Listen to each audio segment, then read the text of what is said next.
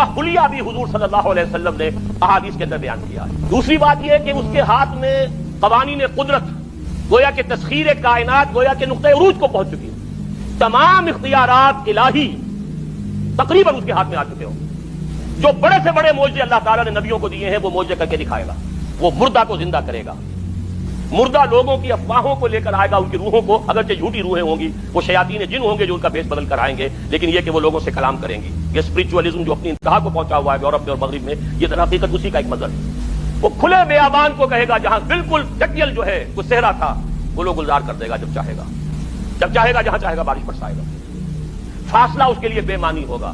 اس کی سواری وہ ہوگی کہ جس کے دونوں کانوں کے درمیان فاصلہ 80 ہاتھ کا ہوگا۔ یہ سارے جو آج آپ کی اس ٹیکنالوجی کی جو انتہا جا رہی ہے اور جدھر جا رہی ہے، اس کو اچھی طرح سمجھ لیجیے۔ آج سے 100 سال پہلے شاید انسان ان چیزوں کا تصور نہ کر سکتا۔ وہ کوئی سواری ایسی بھی ہو سکتی ہے جس کے دو کانوں کے درمیان کا فاصلہ جو ہے وہ 80 ہاتھ کا ہو۔ آپ کے یہ سارے جیٹس جو ہیں وہ کیا ہیں؟ ان کے رڈارز جو لگے ہوئے ہیں، دونوں کان ہیں ان کے۔ اس کا ایک قدم اگر مدینے ہوگا تو دوسرا بیت المقدس میں ہوگا۔ اس کی آواز پوری دنیا میں سنی جائے گی۔ سنی جا رہی ہے کہ نہیں؟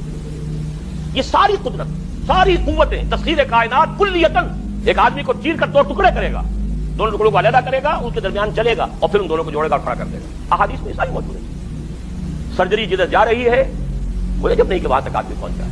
فریز کر کے تو یہ معاملہ ہو ہی سکتا ہے۔ جس قسم کے آپ چاہیں گے مخلوق پیدا کرنے کے قابل ہو جائیں گے، جو صفات آپ چاہتے ہیں پیدا کر لیں۔ ایسے انسان پیدا کیے جا سکیں گے جن میں سرے سے رحم اور سرے سے رقت کا مادہ ہی نہ ہو۔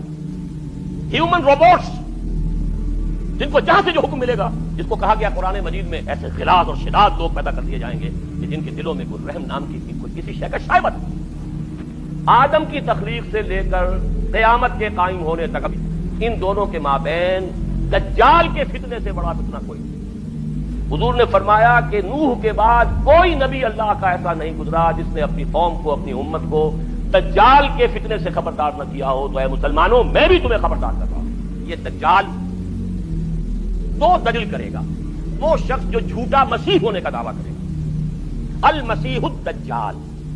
جیسے حضور نے فرمایا میری امت میں 30 دجال اٹھیں گے جو نبی کا دعویٰ کریں گے، اور پھر ایک وقت ہوگا کہ جب کہ ایک شخص کھڑا ہو جائے گا یہود میں سے مسیح ہونے کا دعویٰ کر کے، میں مسیح ہوں اور میں اب قائم کروں گا گریٹر اسرائیل۔